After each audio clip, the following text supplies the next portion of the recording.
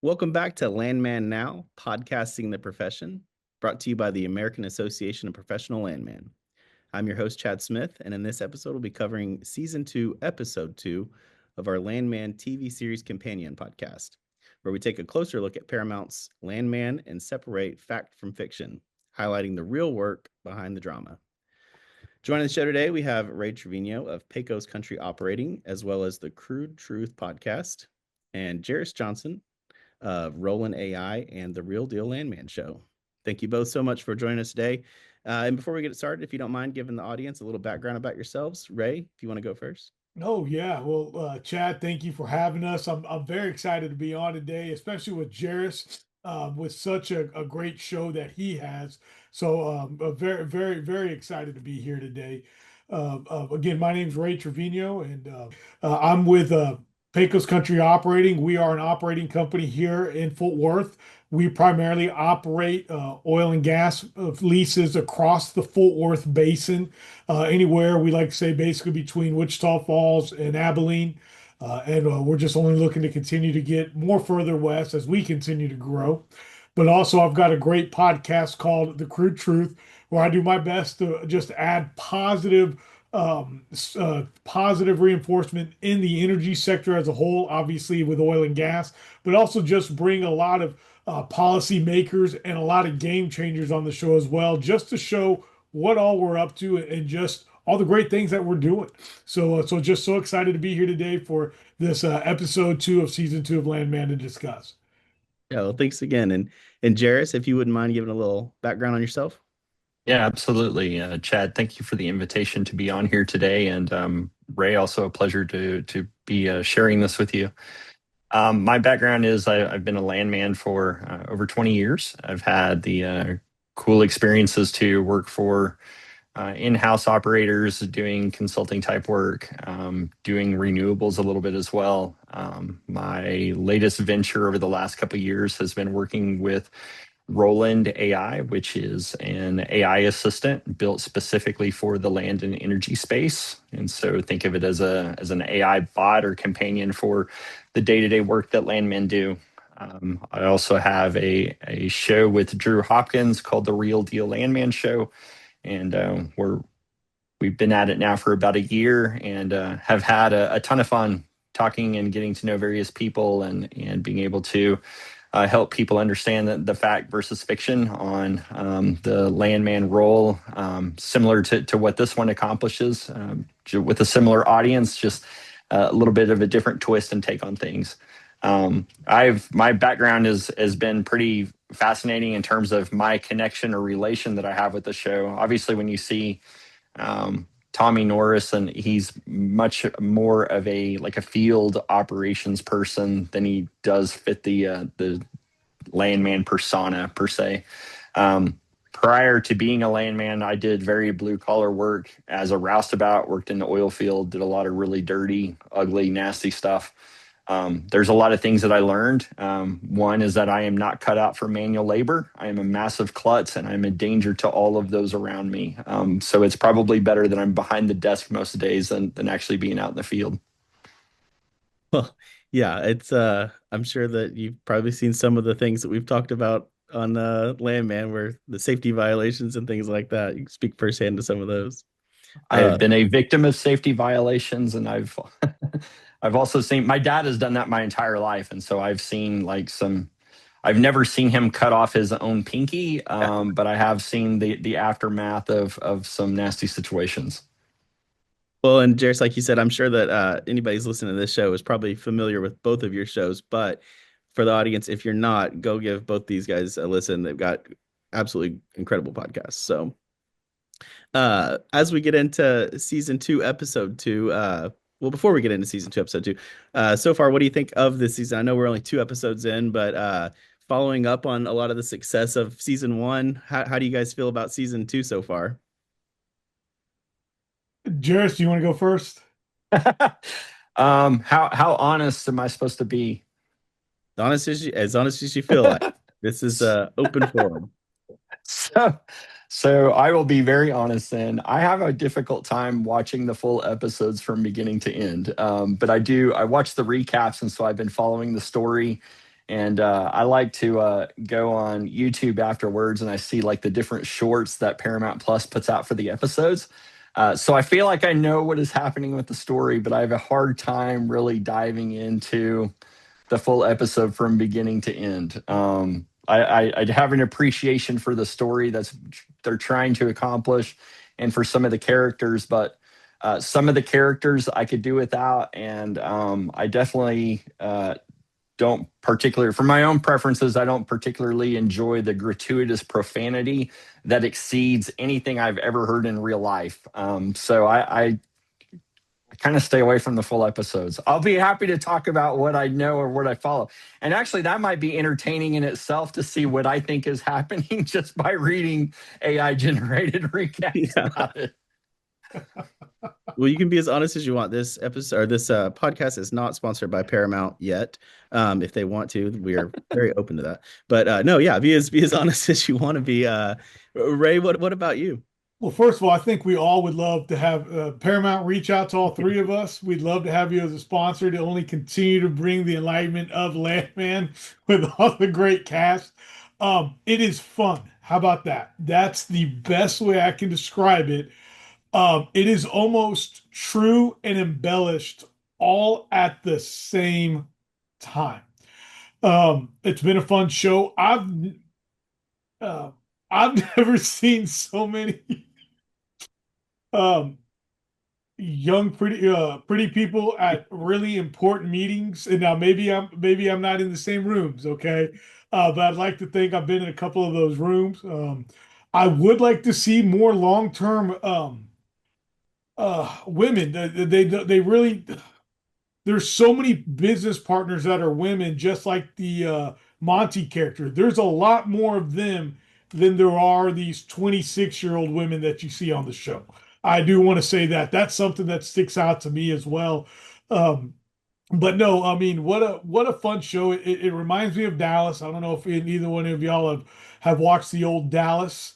I think that was one of the mystiques about Dallas was you knew they were an oil family, but they rarely spit out facts or figures truly about what was going on. But they definitely had the mystique of drilling oil wells and always succeeding. So that was great. And that kind of seems like kind of what they continued here with episode two, as we kind of saw. So again, a fun show. I think the other word, and it's a new generation word. I think they use the word cringe.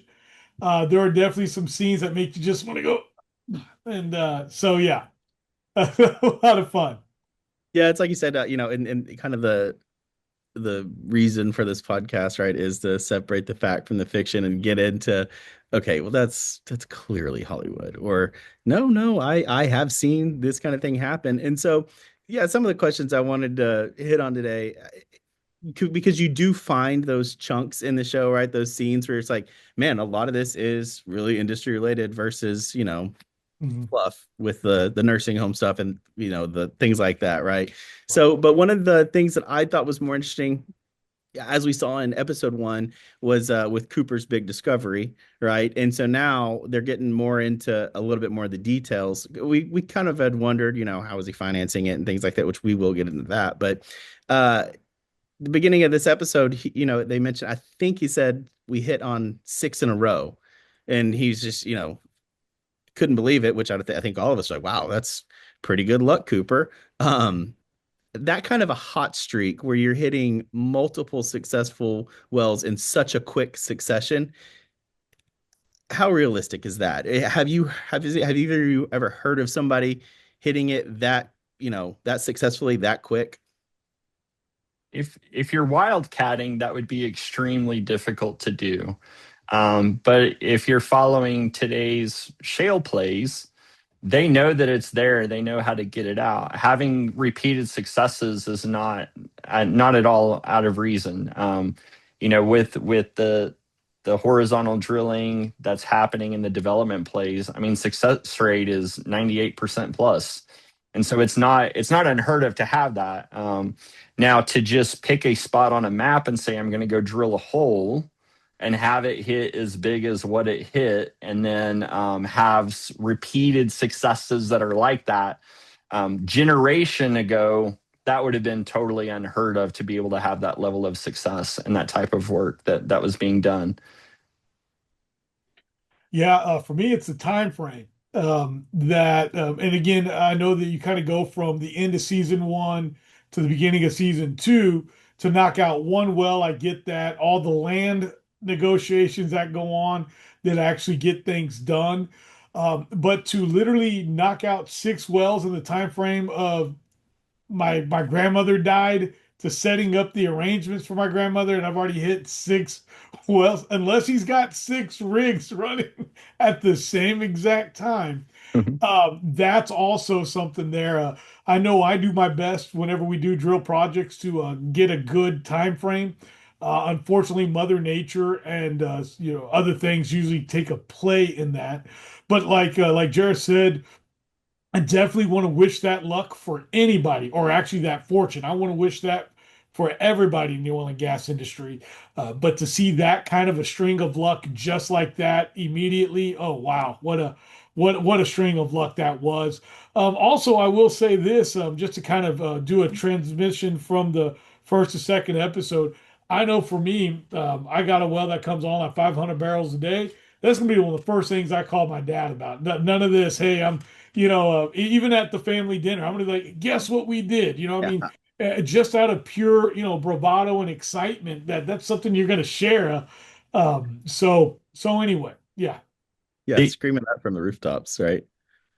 the other miracle of these wells is apparently they have no decline curves, because in his extrapolation of how much money he's going to make over the next 2 years, the production stays steady for an That's entire right. 2 years, which is Yeah. pretty remarkable. So not Yeah, only has he wildcatted a tremendous discovery, but he has found something that never actually declines in its production. So yeah, he found a true unicorn of a field. yeah. And Ray, you made a point there that I wanted to touch on. To have six going at the same time, right? So he's not just drilling one and then drilling that to completion and then moving on to the next. So he's doing six at the same time. How common is something like that to happen, especially for such a small operation? For such a small operation, the way they make it out is that they're basically a one-stop shop, one place for all, which that's definitely Pecos. But no, we're not looking at the Exxons of the world, where I don't know how many rigs right now. Jared probably knows more than I do, but no, they're not the Exxons of the world that have 30 contracted rigs going at one time. And so on and so forth. So that's highly unlikely. And no matter what, no matter who you are, if it's your first time out, I'm sure there's a deposit being put down, and I can only imagine what that deposit would be to run six rigs at one time. Yeah.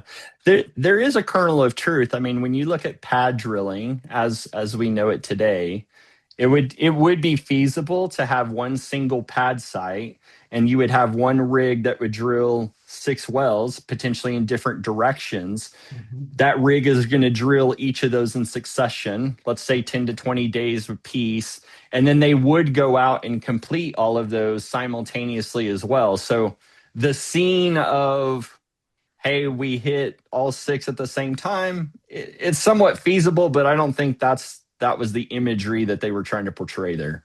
Right. Okay. And So then Jerris, in those scenes where you see like four wells all lined up together, that's what you're talking about. Is that Right. correct? Yep. Yes. Yep. So so that they're means that each one of those wells is going a different way, possibly in the same formation, or maybe in the Wolfcamp A, or not to get too technical right now, but maybe in the different formations, but maybe going north, south, southeast, or south or west, east, things like that. Correct? Yeah. Yeah. Yep. there could be something there. Okay. They're not completely off base. I think we kind of talked about it a second ago as well, with just kind of the confidence and the excitement you would have for finding that big discovery there.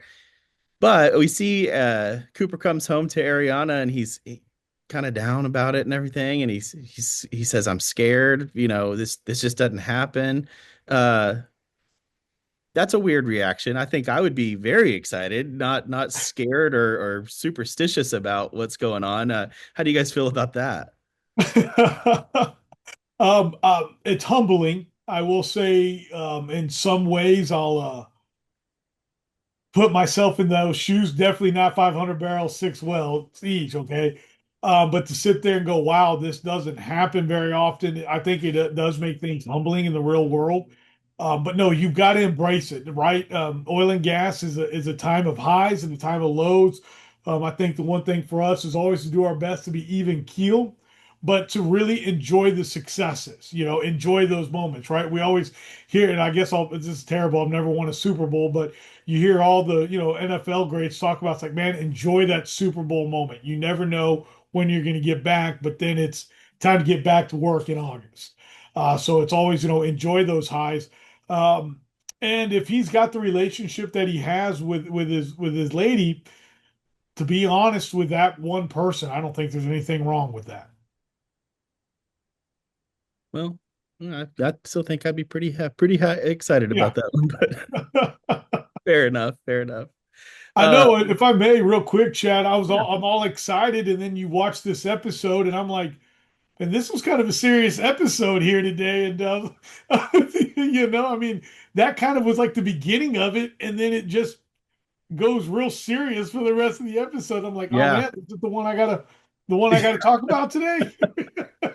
Well, But you talk you know, about all the embellishments, not all the seriousness. luckily there were some good little chunks in this one though, and staying on this Cooper's find here, when Tommy comes out and finally looks at it and everything, and Cooper kind of explains to it, Tommy says, "What? Why'd you do this? Why'd you drill here?" Da da da da. And Cooper kind of gives him a little bit of more background on it. Now I'm going to paraphrase here, but and so please correct me if I'm wrong. But he basically says he chose to drill there because the wells in the area were producing, but at shallow depths. And if the field was drying up, they wouldn't be producing. So he just chose to drill deeper. I think they said around 6,000 feet. Yeah. And this strategy makes sense to Cooper, but Tommy's kind of still, I don't know. Now I'm no expert on that, so I would love to get your guys' opinion on, does that make sense what he did?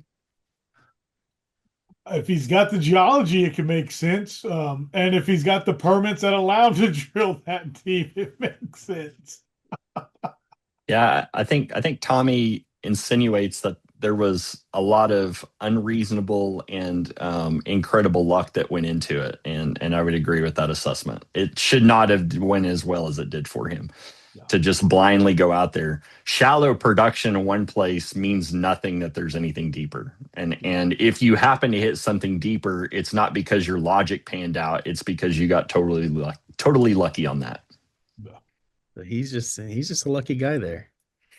So far he is, but I mean, this is Hollywood and it's a drama, so you got to expect that luck is going to turn at some point for the entertainment purposes. Exactly.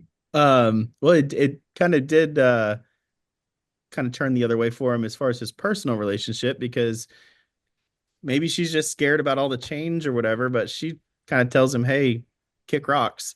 Uh and that leads into the conversation with Tommy and imparts some wisdom on him. But it did beg the question to me, is kind of finding that success and very quickly. How can that affect maybe like personal relationships? Is that something that you guys have seen happen and where somebody comes into something like this and then they're not really equipped to handle it, or maybe their family isn't equipped to handle it? Is that kind of like a cautionary tale of the success?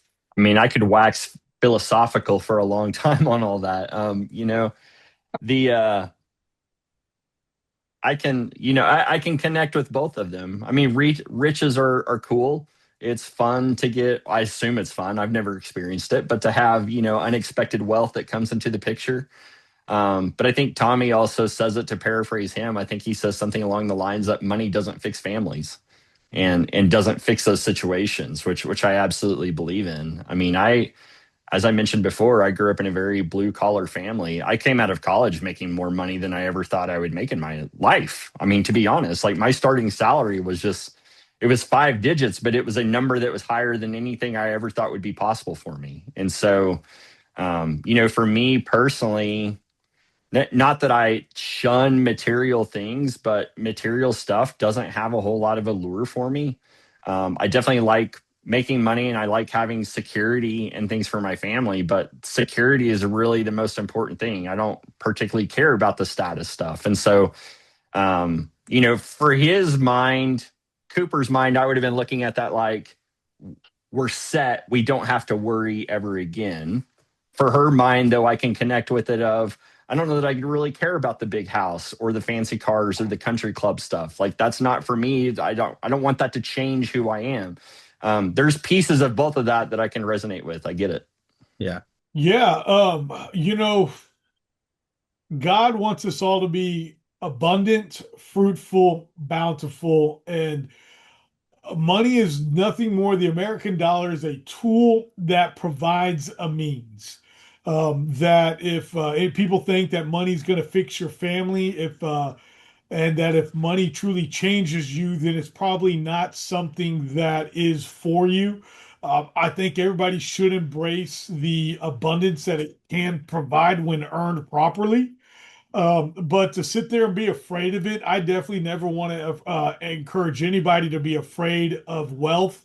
It is a tool. It's the tool that we use to drill oil wells to only then provide more money to then drill more wells and give and do these things. So um, to sit there and say, "Hey, man, maybe he could have worded it better," but it can worry some, and it can change your lives overnight.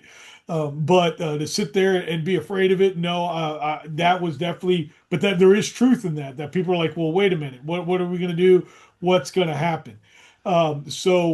I would say just embrace it. Money is not a cure-all. It doesn't fix a lot of things in the world when it actually comes to being things like a good father, which is Yeah. also part of this whole episode, or just being a good family man. So yeah, I say embrace it and enjoy the high, kind of like I was talking about earlier.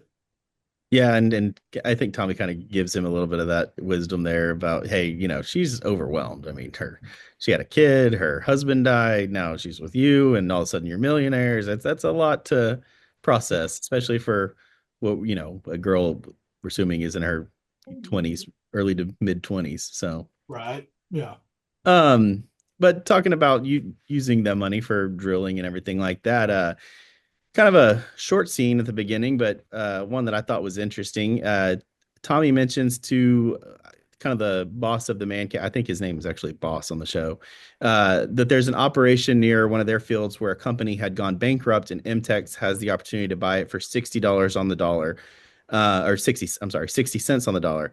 So is that a normal situation that companies are looking out for, always on the lookout for, hey, these guys aren't going to be able to continue operation. This is something we can pick up, and does it make sense? Is that pretty regular occurrence?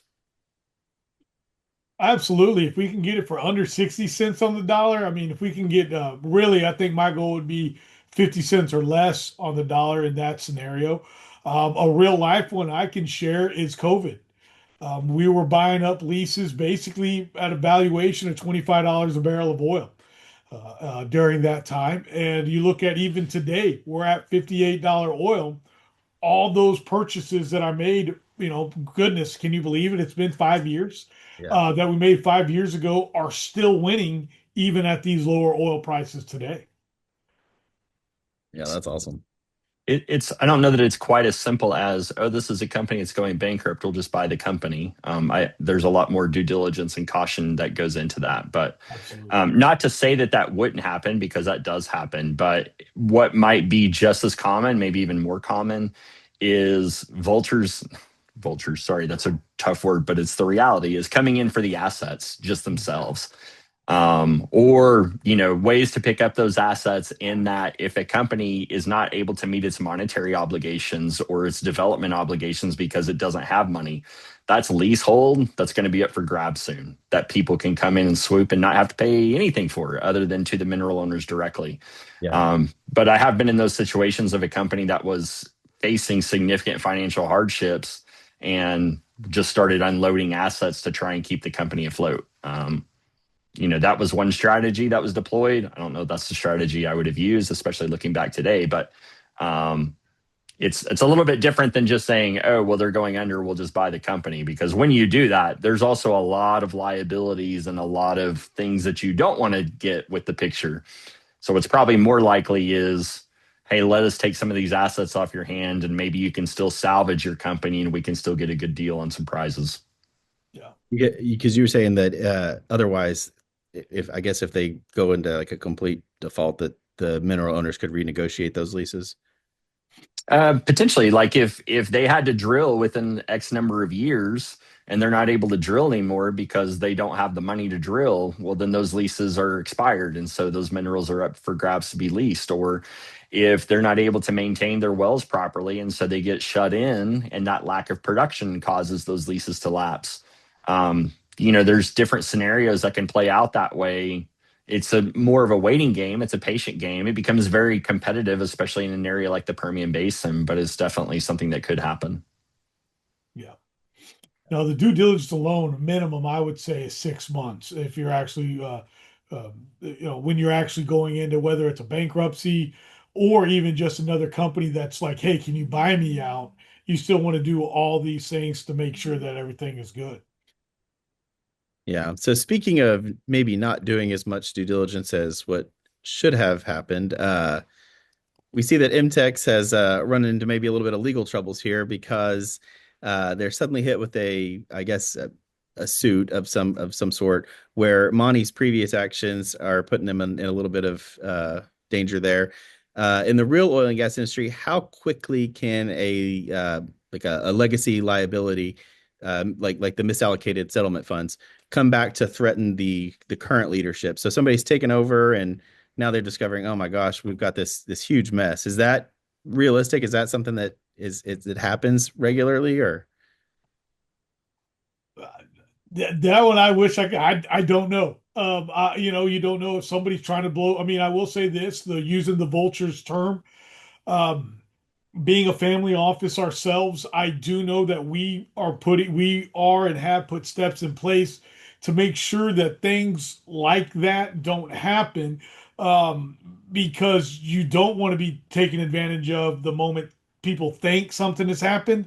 And so, I mean, maybe there's a what if there. Maybe somebody's just trying to pull the wool over their eyes to get some money. But other than that, no, sir. I wish I could even say, but no, I have no idea how realistic that actually is, especially that quickly. As Jerris has already said once or twice, makes for good TV. Yeah, yeah, Yeah. So, I mean, two things that I'll point out. One, that's why a company is typically not just going to be bought out of bankruptcy, with the snap of fingers, is because there are liabilities like that could be lurking. Two, I mean, this is a very true story that I lived. I've wanted to write a book about it for years. These days, I'm thinking, well, maybe I do a podcast about it. But this is a very real story that I had a front row seat on, and it happened, 15 plus years ago. A company in Oklahoma City was riding really well. It was making these acquisitions. It was a public company. We had just made a massive acquisition in the Appalachian Basin. And then it came out that the CEO and the CFO had stolen $10 million from the company. This was also 2008. In July, we were at a stock price of $15. By December, we were at a stock price of 19 cents. And so it was a total free fall of the company. It prompted some of these, fire sale situations of assets that I was part of and saw. And so, yeah, I mean, that CEO, that CFO, they both went to prison eventually. And there's other stories that have evolved through their very real life characters. But yeah, that was a situation where somebody took over the company and had to try and keep it afloat and tried to keep it saved due to the unwise actions of those who came before him. Yeah. So I'm assuming in real life that there, like we've kind of talked about here, that there would have been more of a deep dive, and that most places aren't running the seat of your pants operation that Tommy and Cammy seem to be running. No. Not at that level of dollars, no. Yeah, no. Yeah, that's true. Yeah, at that level of dollars, yeah, you're not doing things by seat of your pants. I mean, at all. $400 million embezzled, right? Wasn't that like the amount? That's a lot of money. I mean, wow. Yeah, and you know, it shows in the kind of the end of the episode, Kimmy's going through and doing kind of like a forensic analysis on all of Monty's computer and everything like that. So I'm sure she's going to find something, and hopefully doesn't change her opinion of her late husband, but I guess we'll have to keep watching to find out. Yeah. Yeah, I mean, and yeah, we'll have to see what happens, right, on that. But there's creative financial arrangements that have been done. People tell the story or the stories that they know of Chesapeake Energy and the things that Aubrey McClendon did. I mean, there was nothing he did that was illegal. There's a lot of things that made people scratch their heads a little bit. There was also a lot of things he did that were just flat out brilliant, in terms of understanding how he could monetize things that traditionally wouldn't have had any kind of value to them. I think it was Yahoo Finance, and I believe it was called Illegal Tender, is what the podcast was. And the very first one they ever did was a 3-part series on Chesapeake Energy and Aubrey McClendon, and I listened to it, and having been there at the time when it was happening, I walked away from that podcast going, yeah, about 90% of it is accurate. Like the good, the bad, the ugly. I mean, it just told really factual stories. And people who aren't familiar with some of the creative financial arrangements that can be done might look at it from the outset and say, well, that's really shady, or that's not right, or it doesn't seem right. But they're perfectly legal transactions. It's just sometimes when somebody sees something that they don't understand or they haven't seen before, they naturally have speculation about it or questions about the validity as to how it works. But I don't know. I have a certain level of admiration, for people who are able to come up with things that are win-win deals that everybody's happy with, even if it's something that's totally outside the box. Yeah. Yeah, just the creative thinking of it all, which again Mm-hmm. can be a double-edged sword depending on how it's perceived, I guess. Yeah. Yeah. So Cooper, as we kind of talked about his deal earlier, and I wanted to save this part for a little bit later in the podcast, but we find out that he signed a deal with Sunrisa, some kind of a lending place. With he didn't have any legal review on it, and well, Tommy turns to find out, well, that's the guy that saved me from my cartel beating. So Cooper's now in bed with the cartel. Um, Now, in real life, maybe, cartels aren't financing these rigs, but how common is it for maybe a junior operator or a newcomer to get tied into financing that quickly? And how big of a red flag is it for somebody like Tommy who's seeing this and being like, this is all moving way too quick? Um, because even without the cartel ties, I'm sure there are newcomers who get duped, right, by greedy lenders or just a unfair deal. Yeah. It makes for great TV, right? But I don't even think Sheffield would even get this kind of deal. Saying, hey, yeah, so yeah, this is just, I think this is total Hollywood as far as I'm concerned. I can't imagine that rig, let alone taking a chance, other than, again, for the TV show that, what is it? What's his name? Andy Garcia. And then they want to be tied in, and this was their way to be tied in. So I think this is nothing more than just great TV for the most part. Yeah.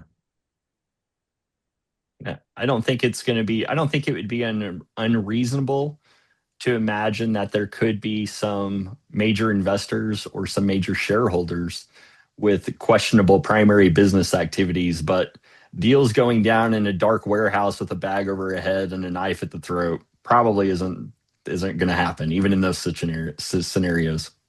Yeah.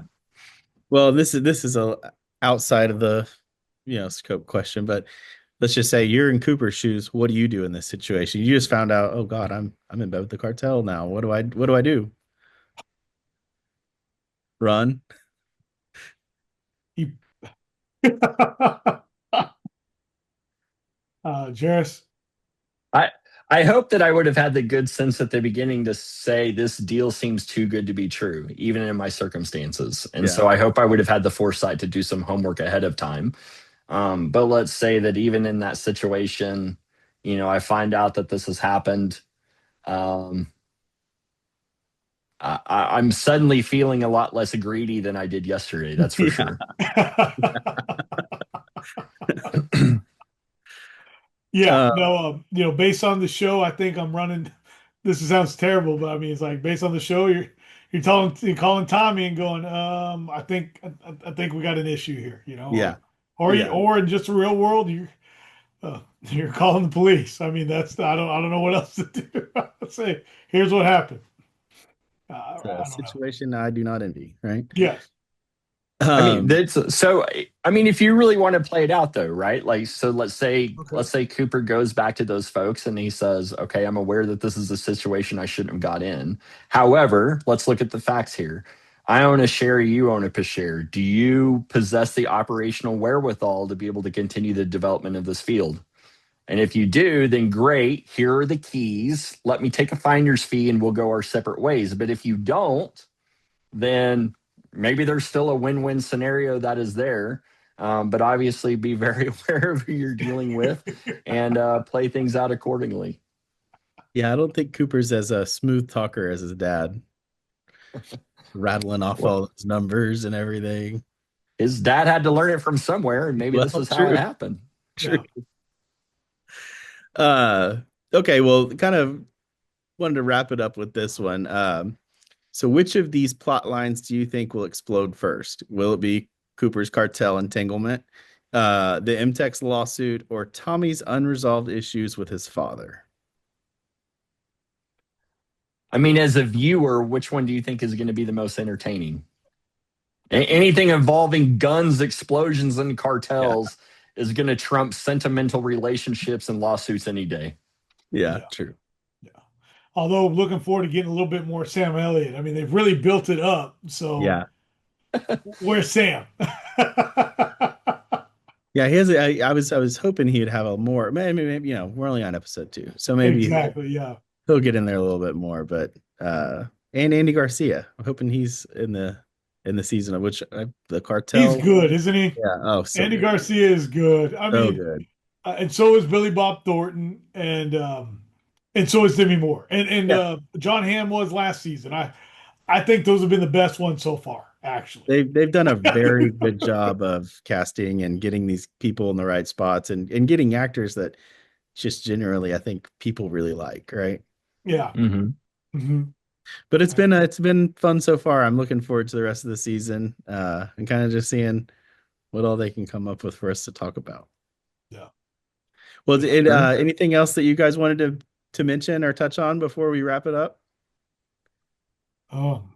It makes for a good TV show, and it's done a lot. I think we're Jerris. I think you're in the Fort Worth area. Is that correct? Dallas Fort Worth I actually live in Colorado Springs, Colorado. shows what I know. I apologize. I don't know why.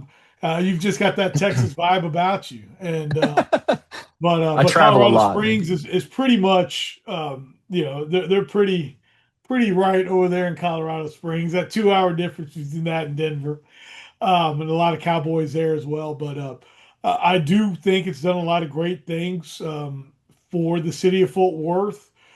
Um, and it's almost like rivaling Dallas. I mean, again, Dallas, when you go back and watch it, you see why soap operas in the 80s, that was the level that you needed to be at. And it put Dallas, Texas on the map.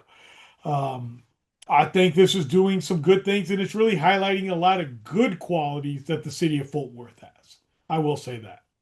Yeah, I never get tired of seeing Fort Worth on the screen. And to your point about Dallas, I never watched Dallas. It's a little bit before my time, You but have to. You got to go but watch it. It's with worth that it. being said, I still know about the Who Shot JR. Like Yeah. that's it. It must have been a big enough cultural phenomenon for somebody born after the show aired to. I don't know I don't know when it aired, but around the time for it to still meet me and I know that cultural reference. So, Yeah. Yeah. Jairus, anything you want to say before we wrap up? I mean, selfishly, it's raised my social capital because whenever people are talking about the TV show and they find out I'm a landman, I just tell them with a straight face, yeah, that TV show is actually based on me in my real Yeah. life. Yes. Yeah. I will And say their this. I eyes don't get do it. really big and they say, really? And I double down and say, absolutely. Listen to my podcast. You hear all about it. Exactly. Exactly. And I will say this, we don't do a deal unless our land team hasn't done the due diligence and title opinions and done that deep dive, so that we can avoid a lot of issues that they're seeing on the show. Yeah. Yeah. Yeah. No joke. Yeah, that's the point to drive home to everybody. It's Yeah. This is a professional industry and there's a lot of professional work that's done here. It's not all gun smoke and blowing up oil wells. No, yeah. So, well, one more time, I want both of you to tell everybody about your podcast, and everybody listening, please go give them a listen and subscribe. Rey, one more time. Yeah, thank you again, Chad, for having us on. This was just so much fun. I've got a great podcast called The Crew to Truth, where we bring a positive light to the oil and gas industry and discuss with a lot of industry experts like Nate, like AAPL, and other great groups out there and individuals. Thank you. And Jerris. Yeah, our show is called the Real Deal Landman Show. It's available on Spotify, Apple Podcasts, YouTube, both in video version as well as audio version. We've had some great guests on the show. We've got some upcoming episodes. We'll have one with Shad Frazier released here soon, which is a known Permian commodity. It's been fantastic to get to know people and to talk about different aspects of the profession in terms of what people are doing with AI technology, what they do in the land admin side, what they do in the renewable space. It's really becoming a great source for people who want to know more about the landman profession and about different ways that they could potentially be involved in the landman profession, as well as all the different roles and functions that are there. I feel like our show is a great resource for people to become acquainted with what people are in the land world are doing. Absolutely. And if you're watching this on YouTube, look in the description. We'll have both those links. So thank you guys again so much for coming on and talking about the show, and hope to have you guys back on soon. All right. Thank you very much, Chad. Yeah, Thank you, Chad. So that wraps up this episode of Landman Now, podcasting a profession. Thank you for listening, and a big thank you again to Rey and Jerris for sharing their time and insights. If you enjoyed today's conversation, be sure and subscribe so you don't miss any future episodes. You can also learn more about APL and our resources and our membership opportunities by visiting landman.org. Until next time, I'm Chad Smith, and this has been Landman Now, podcasting the profession.